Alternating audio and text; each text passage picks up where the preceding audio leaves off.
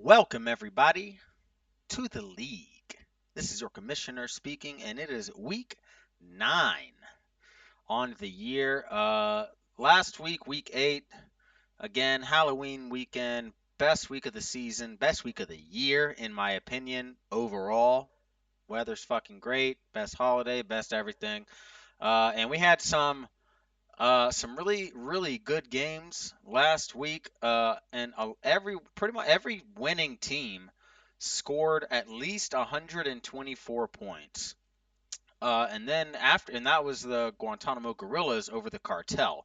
After that, the next lowest scoring winning team is 140 points. Three teams, the Vietnam Voyagers, the Titans Elite, and the Cameron Cavaliers all reached 140 points, while the LA Finesse and Room Dogs got 150 and 169. Nice, respectively. Um, but yeah, but still some very close games. There are a couple teams that are a little bit miffed on how the scores turned out. We'll get into that in a second. Looking at the standings now, every team in the West won. Cavaliers, Finesse, Voyagers, Titans, Elite all got the win. So the standings are still the same. But the Titans Elite still are just 2-6, and they have a big hole to dig out of. And the Voyagers are not out of the woods yet either. In the South, it's close. You got the Charleston Trolls and the Gorillas, both sitting at 5-3. But the Charleston Trolls do have a very healthy 173 points for cushion on the Gorillas on the year. The Gorillas have scored 899.99 points. Let's just say 900. And the Trolls have scored they've scored 1,073. Um, and the Trolls have allowed more points as well, about 60 or 70 more points on the season than the Gorillas. So the Trolls are definitely the better team right now in the South, but they're both 5-3. And when it comes to the end of the season, man, if you got the better record, you're going to be higher up. The Tiger Sharks, again, just like Coach Rico said, man, win loss, win loss, win loss, win loss, and that's just what happens. So we'll see what happens with them this week. The Quailmen, they took a tough loss to the Titans Elite last week. That should have been a game that is a very winnable game. They put up 131 points, and they still lost to the Titans Elite, who put up 140 in that with some fantastic defense and quarterback play. And Quailman, that one really hurt for them. But again, the South, they're only 2 games back. So it's still anybody's race there. Over in the East is fucking ridiculous. So everyone in the okay, let's just say when I say everyone in the East, I mean everybody except the cartel. They don't really count. They're kind of like almost like they're like Puerto Rico or something. It's like they're in there, but like they don't really count. But okay, the Rune Dogs, the Dumpster Fire, and the Mothmen, okay, all of them have scored above 1,000 points. The Dumpster Fire and the Rune Dogs have scored 1,100 points or more. They are both the only teams to score or to have scored more than 1,100 points on the season. And they've both allowed, and every team there has allowed at least 900 points. Whereas, let's see, I think everyone's allowed 900. No, the Gorillas are the only team. Yeah, the Guantanamo Gorillas are I guess, the best defensive team. They allow the fewest amount of points, but they could also be looked the other way as the luckiest team. So, however way you want to look at it, but man, the East puts up points, man, and the Mothmen again. Now they're 2-6. Okay, the Rune Dogs, the Dumpster Fire, and the Rune Dogs and the Dumpster Fire all got a win, I think, right? No, I'm sorry, only the Rune Dogs won in the East. So I'm sorry, I forgot the Dumpster Fire lost. ah, that sucks. Well, but the Rune Dogs did pull off a thrilling fucking win over the Trolls. Heartbreaking loss for the Trolls. But the Rune Dogs, I mean, they put up 170 and they put it up on someone that scored 164. If you want to talk about a scary fucking team, this is it, man. And they're getting it from everywhere. And this week, their linebacker was their savior. Um, but yeah, the East is fucking bananas, and they just score so many points. Again, except for the cartel. The cartel have only put up about 700. They haven't put up 800 points, and they have allowed 1,100 points, which is by far the most in the league. Um, at least 100, pretty much, or almost 100 for pretty much every other team. Um, but I don't think the cartel are technically mathematically eliminated just yet. But I mean, I played around with a like a little not a simulator, but a like a playoff machine thing, and I have the cartel winning out. Right? Let's say I have the cartel winning out, and then the rest of the year, even with some crazy shit happening, they still miss out on the playoffs um, by at the very very least a game. So I think they're mathematically eliminated, but I'm not going to put it up just yet. But it could be. Oh wait, where is it? No, it's not this. Where is it? Ah, where the fuck is it? Oh, it's this one. It could. I could put this here. I'm not going to leave it up, but I'm just saying. Donna, Donna, Donna, Donna, Donna. It's fucking. It's like you're in the red zone, but the bad zone. Okay, you need to get out. But yeah, let's get on to the power rankings. Coming in at number 12, it's the cartel. Coming in at number 11, dropping a few spots. You have the French Quarter Quailmen. Yeah, they really disappointed me last week, um, losing to the Titans Elite. If I'd have put money, that would have been the game I'd have put money on for whatever reason last week. Well, I guess the cartel game, but again, they don't count. The Quailmen, and man, losing to the Titans Elite. And yeah, they put up a good fight, but man, that was a big time loss. If they could have won that game, they could have been right there with the Tiger Sharks and the Gorillas and the Trolls, and they still are. But right now, this team just needs to find its footing, um, and they just lost Diggs for the year, so that's another reason. So they're not going to get better. They might. They just got to trade, but it helps them more for the future. But of course, as soon as they get Laporta, he fucking actually does something. But whatever. We'll talk about my plan in a second. Coming up at number 10, you got the Midlands Mothmen. Oof, again, disappointing, disappointing, disappointing. Only put up 117 in a loss to the Voyagers last week, where both quarterbacks in this game put up 12 and 5 points. The rest of it was just decided by the flex spots and the tight ends. Both tight ends played great. Um, the running backs played very, very well for both squads, and but it just wasn't enough. There's something. It's like the Mothmen are weird, man. You can look at their team and you just look at like there's like the player scores and you scroll down and scan and you think, wow, that's a good score. They should have won this game. And then you scroll up and you see 120 or 110 or 100 and you're like, what the fuck? How does this happen? And I think it just comes down to straight up picking the right people. The coach has got to be distracted with something, but he's benching guys that are putting up 20 plus, and he's doing this weekly. So I don't know what's going on down there in the Midlands. Maybe transferring cities. Maybe that's put a lot of pressure on the team, on the coach. Maybe it's got the fans pissed off, investors.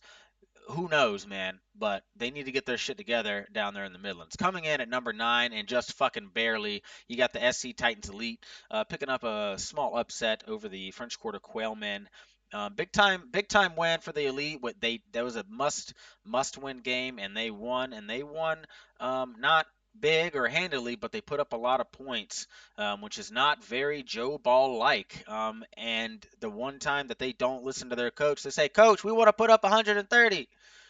And coach is like, whatever, man, do what you want, and they did, and they won. So you know what? Maybe the coach needs to just loosen the leash a little bit on this team and let them dogs loose, and we'll see what this team can do because this team is not trash. It just has zero depth and zero future. So we'll see, but they can still get some wins this season. But I doubt it. Coming in at number 8, you got the Vietnam Voyagers, picking up a win last week over the Midlands Mothmen, 140 to 117. Doing their thing again, made the trade, traded Joe Burrow and Sam Laporta, pretty much the number one like dynasty tight end, to the French Quarter Quailmen in exchange. Sorry, and a a fifth this year and a fourth in 2026 uh, to the French Quarter Quailmen for George Kittle, who is a ripe 31, and a second and two-thirds this year. So definitely the trade on paper in a vacuum is 100% in favor of the Quailmen. And yeah, giving up Burrow sucks, but I've got Goff and I've got Love, and I'm tired of trying to pick who the best guy is. Fuck that.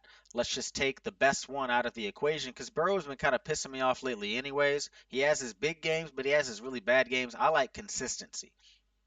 And I thought, you know what? It's a great trade for me because then yes, I lose Laporta. He wasn't doing shit this season, and I've watched a lot of Lions games, and they were just literally not looking his way except for like fucking trick plays and just bombs, which is bananas because what they did last year with him was incredible. So I thought, you know what? I think my team is just trying to get healthy, trying to stay alive. So I'm like, I'm gonna make this trade, even though I know Kittle's got to buy this week but this week I got to play the dumpster fire. And half my team is on bye, so I'm thinking, you know what? Fuck it. Let's just throw that one in the trash. Throw that game in the trash because after that, my team will be healthy and I'm not going to lose another game the rest of the season. I'm calling it right here. I'm going to probably lose this week. I'll be 4-5, but I'm going to finish the fucking season 9-5. All right? I'm going to finish the season 9-5 and either second in the West or taking the West. Um, that's just what's going to happen. And I'm actually going to beat the Cavaliers at the end of the season. I'm calling that right now. And if that's for the West, then I'm taking the West. But yeah, I'm going to lose the next game, but all the rest are going to be wins, and I'm going for the belt because my team is healthy. They are ready. They are pumped. They're ready to go. Yeah, Kittle's old, but he'll be out, and I don't care about giving up Laporta. I can draft one. I can draft another one. I'm good at drafting tight ends, man. Fryermuth, Laporta, good at that shit. Anyways, coming in at number 7, you got the Guantanamo Gorillas. Yeah, I think they came up a one spot maybe, or they dropped a spot. I think I can't remember because yeah, they got the win. They're 5-3, but they beat the cartel, which is whatever, and they only beat them by 11 points. And the Gorillas again have not scored that much. They've scored the least amount of points, or sorry, fewest amount of points in the South. And they've allowed pretty much the fewest amount of points. So they're very very lucky right now. The Gorillas. However, they have shown that they can come back when they lose. I don't think they've lost twice in a row except for the beginning of the season. But this is a good team. Um, but you know, I think the teams above them again. This 6-7 turn is tough. I think the teams above them deserve to be there above the Guantanamo Gorillas, and the first team coming in at number 6, dropping a spot again, just going back and forth from 5-6 to 5-6. You got the Tampa Bay Takashawks, and they're sitting at 4-4, again under the Gorillas, but they've just looked more consistent. I mean, 4-4. How can you get more consistent than that? But they've just, I don't know, they've scored more points, they've held their own more, and they've just come up really, really short. I mean, yeah, they came up really bad against the Cavaliers last week. Um, but I mean, the week before that, they put the bang thing. So is this a case of this team is really good against bad teams and bad against good teams? Maybe that's the Tiger Sharks, Gorillas, and Voyagers all mixed together, and we can honestly put this next team in that same bowl, the Finesse. However, they have an out with that excuse with what they did last week, which was they took down the dumpster fire 150 to 145. So the Finesse are coming in here at number 5, but they still got to prove a little bit more to get into that top 4. Got to pay the troll toll, man. Um, yeah, Finesse, Tiger Sharks, Gorillas, Voyagers, all around the same record, and all of those teams are very, very even this year. Mothmen need a big push. Titans Elite, Quailmen, and the Cartel, I think, are pretty much cashed for the season. Not mathematically, and not statistically, and not realistically, but they're probably Dunskies. So there's only 6 spots in the playoffs. So I think it's going to be between the Finesse, Tiger Sharks, Gorillas, and Voyagers on which 2 are going to get in. Could it be both West, both South, or one from each? Who knows? Um, we shall we shall see. Coming in at number 4, you got the Columbia Dumpster Fire dropping down a few spots. They took a loss. Again, we just talked about it. Took a tough loss to the LA Finesse. Putting up 145 and losing is never fun. But just I mean, what can you do? You put up 145, you expect to win, and it didn't happen. So just gotta not choke, man. Um, who knows?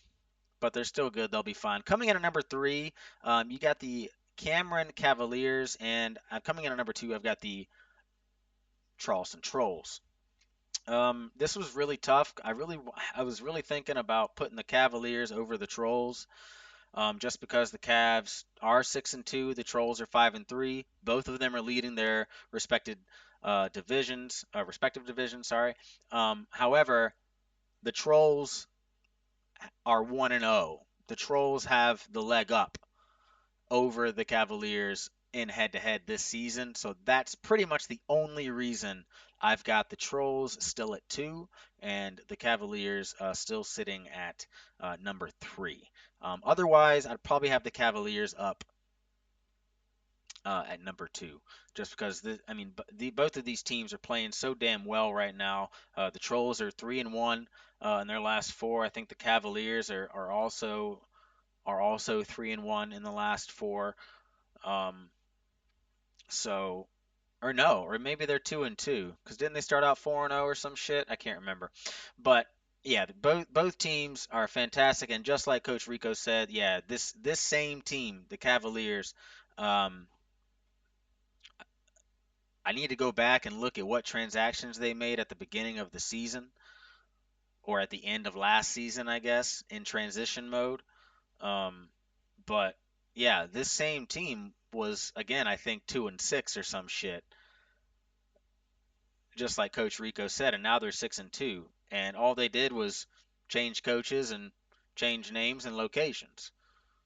Um, so and they're looking pretty damn spry. Um, However, Drake May is injured, so they are in a little bit of a quarterback quarterback trouble there because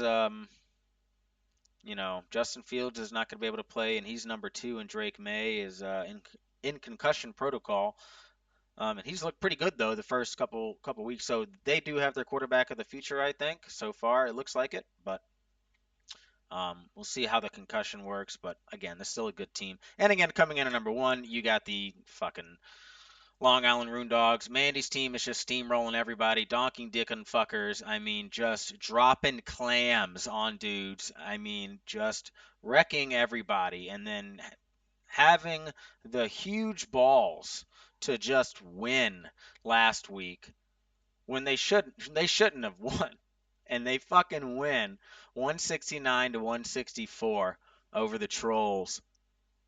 Oh man, I mean, this team, it's like their worst fucking player put up 5 points. Everybody on that team scored at least five. Two of them were defensive linemen, all right? And that's it, right? Two of them were defense. Everybody else that's basically on the offense or special teams put up at least seven. That's fucking just crazy. And that's weekly shit, right? The Trolls did the same thing. The Trolls played better, but the Room Dogs do this like every fucking week. And yeah, this is a scary team. This is definitely the team to beat. If there was a way to, well, there actually is a way. The Room Dogs are number one, but it's honestly kind of like more like they should probably just be. It's kind of like the Room Dogs are here, okay, and everybody else is down the fuck there. That's pretty much what it is right now.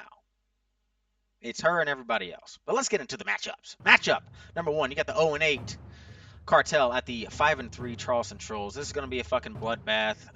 Tune in next week to watch the 6-3 Charleston Trolls and the 0-9 Cartel take on somebody else. And whoever the Cartel plays, you're probably not going to give a shit about that game either.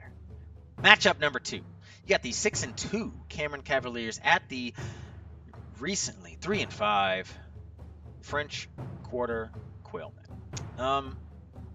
And you'd think this would be a closer game, but right now, it's already 20-6 at the end of the first.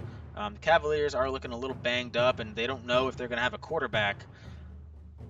So, and the Quailmen are rolling out Joe Burrow for the first time, and this could be an upset alert, but probably not. The Cavaliers have been playing great under the new coach, but we will see. Matchup number three. You got the 7-1. Woo, this is a big time game. 7-1 Rune Dogs at the 5-3 Guantanamo Gorillas. And again, like I said, I mean, the Rune Dogs are already up 19-16 at the end of the first. So the Gorillas have kept it close, kicking a lot of fucking field goals in this one. It's just field goal city. Devontae Adams, Tank Dell, both of them kick a million field goals. This is incredible, for both sides. But the spread is still 15 points in favor of the away Rune Dogs. So that's realistically an 18-point spread for the Rune Dogs over a fucking 5-3 team. This team is scary. And yeah, so Rune Dogs will probably pull this one out, but who knows? The Gorillas have known to come back from a loss, weird times, and pull up some big shit. We'll see. Matchup number four. You got the 4-4 Vietnam Voyagers at the 5-3 current champion Columbia Dumpster Fire. The Dumpster Fire are up 26-8, and again, like I said earlier, I'm not gonna try and add and drop a million guys to try and sneak out a win here, because most of my guys are either dead or on IR or fucking injured or on bye. So I'm like, whatever, I'm gonna let them chill. And that's what the spread looks like. It's a 40-point spread in favor of the Columbia Dumpster Fire. However, if the Voyagers were even at full power, it'd still probably be a 12-point spread for the Dumpster Fire this game, just based off of the fucking stupid spreads. I don't know why they have the defensive back at less than a point when other guys get 7. So it doesn't really make any sense. So just -7. It's always from my team. I don't know why. Whatever. But yeah. So probably going to be a win for the Dumpster Fire. But hey, Voyagers, they could pull off another big upset. Who knows? They just put up a lot of points. They might do it again. Let's see. The Dumpster Fire are pissed off about the loss last week. They didn't change their name this week to something crazy. They're fully embracing the Dumpster Fire name. That's why they're pulling out the first time the all-orange jerseys against the Voyagers this week. So that'll be exciting to watch. Otherwise, probably don't really need to tune in. Matchup number 5. Again, you got the 2-6 Titans Elite at the 4-4 Tampa Bay Tiger Sharks, aka I think, wasn't this the year 1 championship Is this the rematch? I think it is. The original championship belt match was between these two teams back in 2015, or the season was 2015, and the Titans Elite took that one by a fucking lot, I think, or something like that.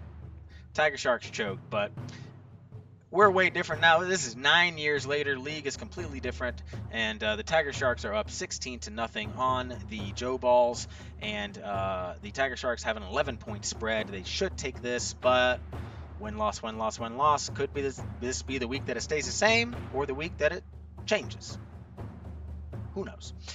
Let's get on to the rivalry and game of the week. The 5-3 LA Finesse at the 2-6 Midlands Mothmen. Mothmen, fucking disappointing. Finesse, kind of underwhelming this year. Same with the Voyagers, same with a few other teams. Very underwhelming. And nothing to to write home about. Both of these teams have struggled with starting the right guys, so I think it's going to come down to that. The Mothmen did not start CJ Stroud. They benched his ass this week, and they made the right choice so far. He only put up 12 points. He's going to have Tua rolling for him later today. He's got Buffalo. It's in Buffalo, and he didn't look that amazing last week against Arizona, a much worse defensive team, but we'll see. Maybe, game script will just force him to fucking make a million throws. So we'll see how that one goes, but the Mothmen have just been so disappointing this year that if they lose this game, I think they're pretty much done for the year. We're going to hear from the coach next week on the picks, so we'll get some insight from him, and I'm pretty pumped to hear that. But yeah, as it stands now, this game has not kicked off yet. This is a close matchup. It's actually a 2-point spread in favor of the home Midlands Mothmen, which is basically a 1-point favored Finesse on a neutral site. So again, Vegas is still respecting the Mothmen's ability to put up a shitload of points at on any given Sunday, but the way that they've been playing, they've just been underperforming, and Finesse have been doing just enough to keep it up. So I think Finesse take this one. But let's get on to the actual predictions. Rico made the picks this week. Last week, Hunter, number 2, went 2-4. So he went 6-0, and then he went 2-4. It's kind of shitty. So I think we need Graydon to do another pick'em sometime. Since Hunter got to do a second one after he went 6-0, I think Graydon should get to do another one. But whatever. Overall, with 31-17, 65%, dropping down from a nice 69. So let's get better with that one. Rico made the picks. Thank you, Rico. And he's got the Charleston Trolls over the Miami Cartel. Kind of an obvious one there. He's got the Cameron Cavaliers over the Quailmen, another easy pick. The Rune Dogs over the Gorillas, another easy pick. The Dumpster Fire over the Voyagers, another pretty easy pick. He's got the Tiger Sharks over the Titans Elite, which is still a fine pick, and it's his own team. And he's got the Mothmen, though. Holy shit. He's got the Mothmen over the Finesse. Bro. What? If that shit happens, okay? Upset of the fucking year. Alright? Mothmen over the Finesse. Again, hey, anything can happen, but I don't know about this one. Maybe he believes in him, man. Let's get on to golf. Woo. Pretty good golf week. Not too bad. Well, not very good for P-Man. He shot 2 bogeys. Dan shot a couple bogeys. He's got a kicker, I think, that's not even on a fucking team on his roster. And I think he's like on the taxi squad or some shit. So you might want to kick the kicker, Dan, because you're getting fucked here. And you could have won last year, I think, if you didn't do the same thing, right? Where the hell's my golf from last year? Or did you win last year? No, Matt won. I don't know. Germ, myself and Mandy both got 3 birdies, so we're both now sitting at 2 under instead of 1 over. But Chunks has taken the lead. He got a couple birdies and a bogey to bring him to 11 under par, 2 strokes above P-Man, who was 3 strokes above Dan, 1 ahead of Graydon, 3 ahead of Mandy and myself, and then another 1 ahead of Hunter. Rico did drop a few spots. I think he shot a couple bogeys there. You know, and E-Man and Joe and Matt and Sam down there, I mean, again, they're not out of it, but it's actually gotten a lot closer now at the top. It was pretty much a 3-man race, and now it's kind of a 7-man race still. So it's definitely opened back up those middle squads. Scored a lot of birdies, took a lot of points away. So, yeah. And I added a little thing. It's hole number 8 out of 14.